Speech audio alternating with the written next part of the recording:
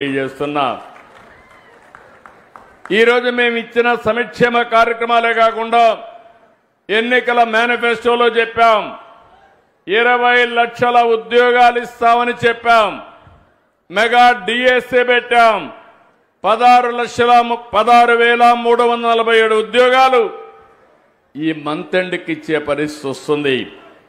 నేను ఒకటి హామీ ఇస్తున్నా 5 సంవత్సరాల్లో 20 లక్షల ఉద్యోగాలు కల్పించడానికి ఈ ప్రభుత్వం సిద్ధంగా ఉన్నాం తప్పకుండా చేస్తామని మరొకసారి మీ అందరికీ హామీ ఇస్తున్నా ఇప్పటికీ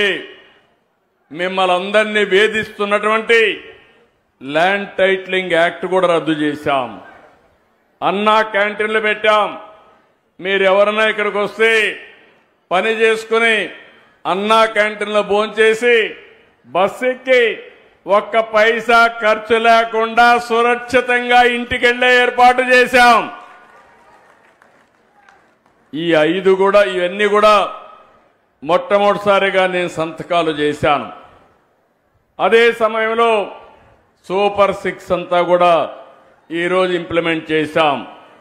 ఈరోజు మిమ్మల్ని చూస్తున్నాను కొంతమంది కావాలని అనవసరంగా కన్ఫ్యూజ్ చేస్తున్నారు ఈరోజు ఎన్నో సమస్యలు ఉన్నాయి మా మిత్రుడు పవన్ కళ్యాణ్ గారు అడిగారు సార్ ఇవన్నీ సాధ్యమా అన్నారు నేను ఒకటే చెప్పాను తప్పకుండా మనసుంటే సాధ్యం మన ఆడబిడ్డలకు ఇవ్వాలి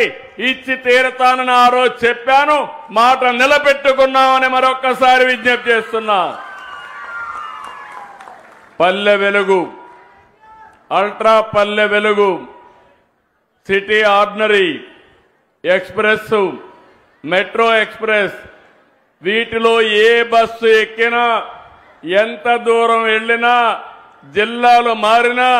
ఎవరికి ఇబ్బంది లేకుండా ప్రయాణ సౌకర్యం ఏర్పాటు చేసే బాధ్యత ఈ ప్రభుత్వానిది 11,449 బస్సుల్లో 8,458 బస్సులు మీకోసం శ్రీశక్తి కోసం కేటాయించాం ప్రతి తల్లి అత్తింటిలోని తన కూతుర్ని ఉచిత బస్సులో వెళ్లి చూసి తిరిగి రావచ్చు పైసా ఖర్చు లేదు ప్రతి కోడలు అత్తతో కలిసి ఉచిత బస్సులో మార్కెట్కి పోయి సరుకులు కొనుక్కొని ఇంటికి పోయే పరిస్థితి వస్తుంది ప్రతి మహిళ ప్రతి యువతి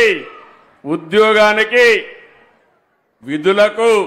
₹1 ఖర్చు పెట్టకుండా అదనంగా డబ్బులు సంపాదించుకునే పరిస్థితి వస్తుంది వృద్ధుల హాయిగా దేవాలయాలు శ్రీకాకుళం నుంచి మంత్రాలయం వరకు శ్రీశైలం వరకు ఉచితంగా ప్రయాణ సౌకర్యాలు ఏర్పాటు చేసుకోవచ్చు పుణ్యక్షేత్రాలన్నీ దర్శించుకోవచ్చు చిరు వ్యాపారులు మీ ఉత్పత్తులను చూశాను కొంతమంది నాకు చెప్పారు మేము చేపలు అమ్ముకుంటున్నాం విజయవాడ నుంచి కొన్ని వస్తువులు తీసుకుపోయి అమ్ముతున్నాం ఈరోజు మాకైతే రోజుకు ₹100 బస్ ఛార్జీలు అవుతాయి అది మిగులుతుందని వాళ్ళు చెప్పినప్పుడు చాలా సంతోషం కలిగింది నరేగా పనులకు వెళ్లేవాళ్ళు కూలీ పనులకు వెళ్లేవాళ్ళు ఆర్టీసీ బస్సుల్లో వెళ్లి మీరు పనిచేసి మళ్లీ ఇంటికి పోయే పరిస్థితి వస్తుంది నేను ఎన్నోసార్లు చెప్పాను అనేక కార్యక్రమాలు తీసుకొచ్చాం ఈరోజు ఈ కార్యక్రమం ద్వారా 2,62,00,000 మంది మహిళలకి లబ్ధి చేకూరే ఏకైక కార్యక్రమం ఈ యొక్క శ్రీశక్తి అని చెప్పి కూడా నేను మీకు తెలియజేస్తున్నా దీనికి డబ్బులు అవుతాయి పర్వాలేదు మీ ఆశీస్సులు ఉన్నాయి మీ ఆశీస్సులున్నంత వరకు కొండనైనా బద్దలు చేసే శక్తి ఎన్డీఏ ప్రభుత్వానికి ఉంది వెనక్కి తిరిగి చూసే సమస్య లేదు దూసుకెళ్తాం తప్ప వెనక్కి చూడమని చెప్పి కూడా నేను మీకు తెలియజేస్తున్నా ఈరోజు కొన్ని చూస్తే